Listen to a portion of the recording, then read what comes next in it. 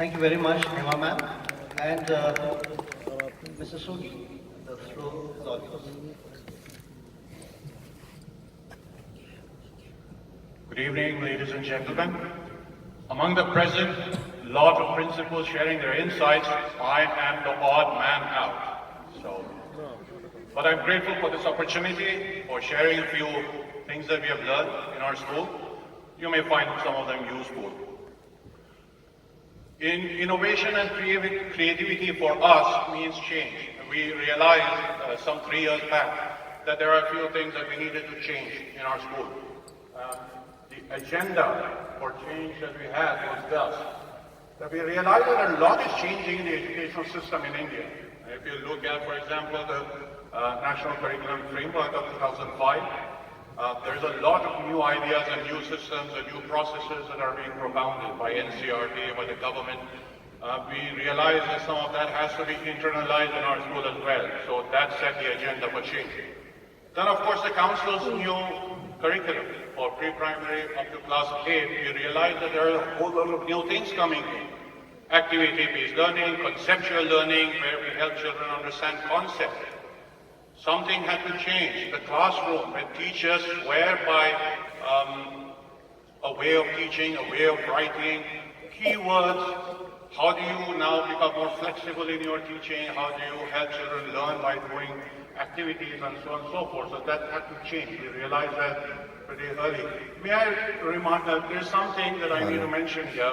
I was in Mumbai a couple of months back where I had the pleasure of hearing Mr. Jerry Harrison talk about this curriculum to the principals who were there.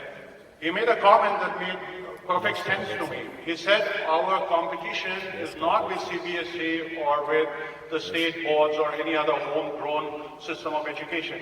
He said our competition is with these more progressive, more dynamic systems of education like IB, like IGCSE and so on and so forth.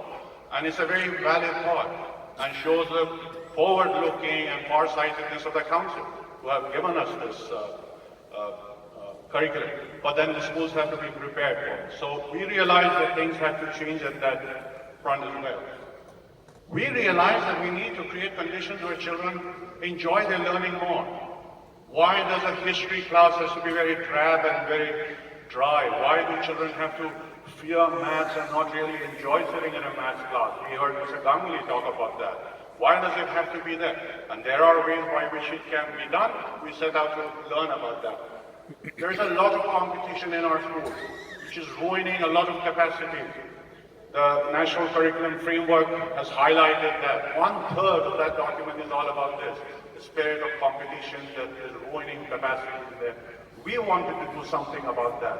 If I cannot lower the amount of quantum of competition, then of course I have to raise the extent of cooperation. So that's something that we set out to do. Another problem we realized was that learning is not seen as relevant. Children don't realize why they're asked to learn a few things in their curriculum in schools. I have to study history. Why? I have to study certain concepts in math. Why? I may not even bother to take maths later on. Now, if learning is not relevant to children, they will not be motivated to learn. Now, you have a cat and mouse game keeps coming up, and we have to be after them to make sure they study. So this was, and of course, a higher order thinking skill. We keep talking about that, but we haven't figured out how to build it into the curriculum, where we create thinkers out of our children. You know, we teach a lesson. At the end of the lesson, there are a set of exercises, the answers for which come from the lesson. So where's thinking happening? Now, this curriculum that the council has given us does, to some extent, to a great extent, address that. We need to help our children become thinkers, higher order thinking skills, creativity, the highest of it. We wanted to learn about how to do that. So this was our agenda of learning. We also realized that certain tools were required to carry these things out. One was, of course, we need to know certain things. We need to understand more about the learning process itself. So I'm not going to go into detail. Each one of this actually requires a lot of expansion, but we don't have time for that. We learned about brain-based learning. Or how does the brain work? When you learn language, when you learn math, there are certain processes that unfold in the human brain. That's very relevant to what happens in our classroom. We started to learn about that. Also, we wanted to understand a little bit about motivation, intrinsic motivation, motivation that comes from within, not something that you bring out from, because you can never motivate anyone. But you can create the conditions where people get motivated on their own. So this was some of the tools that we determined for ourselves. We also realized we need to have certain skills before we can actually start making some changes in our system. We needed to have more effective teaching learning methodologies, pedagogies, moving away from the chalk and talk and from the didactic approach that most we used to have, to a more participative and a more flexible system of learning. We needed to balance content with methodology. It's not about only what is there in the textbook. It was so bad that one of my teachers, if they did not have a textbook in their hand, they could not teach. There's a problem. We identified that problem. If you have the correct methodologies, you can teach with a piece of newspaper as well. So that was one of the things that came on our agenda. And of course, the relationship between teachers and students, we needed to understand a little bit more about that. We developed the skills to make that happen. Classroom management, discipline systems, all of that had to be redefined, and we had to understand them in the new light of the changes we wanted to have. Also, we needed to take a look again at our value system at two levels. One, how are we teaching value? We have value education program. And I urge all schools to please, if you do nothing else, please take a relook at this. How effective are they? Or do we just have them because we have to have them? Or they're really effective and can become better? The second level is what we thought about, is that we need to be consistent. The school, all its policies, all its principles, all its rules have to be consistent with the values that we propound. So this was some of the tools that without which we would go nowhere, and we started working on it. Then we realized that if things have to change, it has to be changed forever. So a culture had to come about in the school where everybody got involved in change, and the change was everlasting. So we realized that change cannot happen by one person. I'm the principal, so what I say happens. We realized the most effective person for change to happen is the teacher who is in the classroom. So it has to become everybody's business. We realized also that this change, creativity, innovation, cannot become random. It cannot be sporadic. It cannot be impulsive. It has to be structured. It has to be targeted. Otherwise, things go horribly wrong. We realized that we have to put our teachers, and including myself and everybody else, into an ongoing system and process of learning. If we don't update our own learning, then where do we go? What do we change? We're quite happy with what we have. Therefore, we have to do new things to do new things. We realized that we need to be more tolerant, more patient with ourselves. We make a lot of mistakes.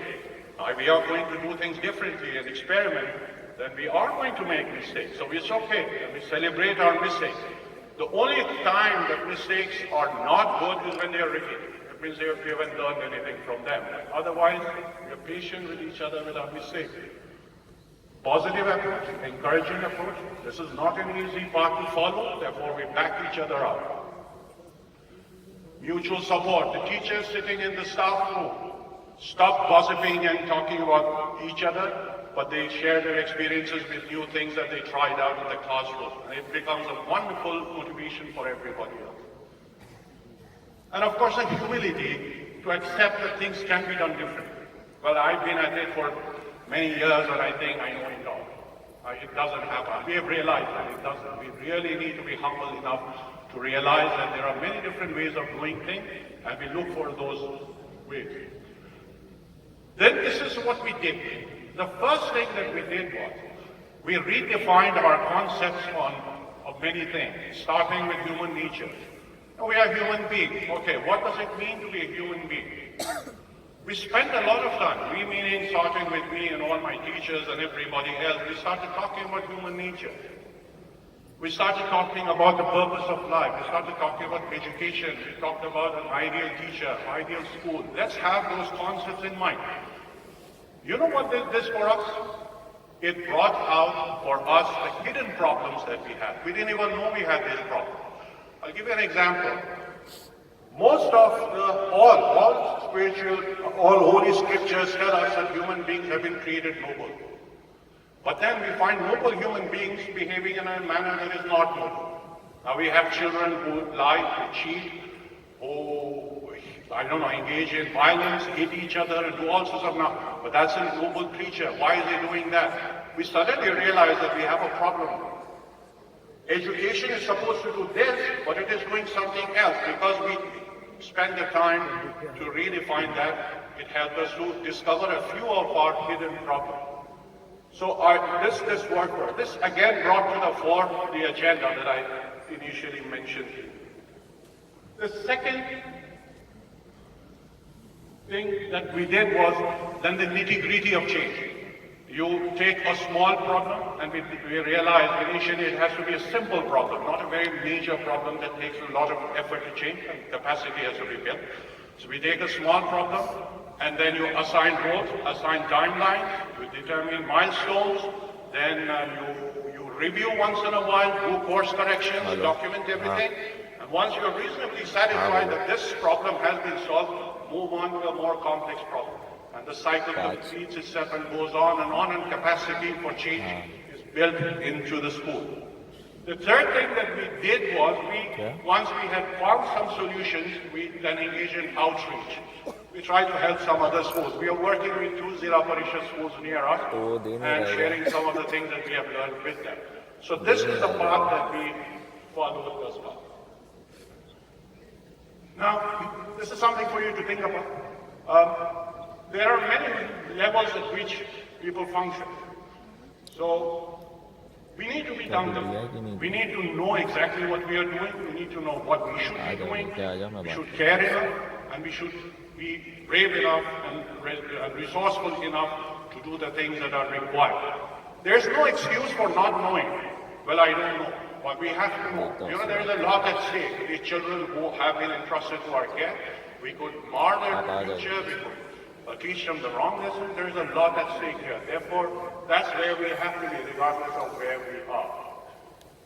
Finally, I would like to give you a mantra that sets off this process of change, of creativity, of innovation. Please ask yourself this question all the time. Is there a better way of doing this? No matter what you're doing. How you conduct your morning assembly. Is there a better way of doing this? Okay, let's sit and discuss. Teaching maths, teaching science, staff meeting, anything that we do, classroom management, discipline management, special education, it was mentioned earlier. Is there a better way of doing this? This sets off, and if we give the structure to it, if we have a very good system of encouragement and support, it triggers change in the school, the change that we need to have now. So these were just a few. I don't have the time to go into what we actually did and what the outcomes were, but if you're interested, you can write to me and I'll be most happy to share those with you. Thank you for your time. Thank you so much.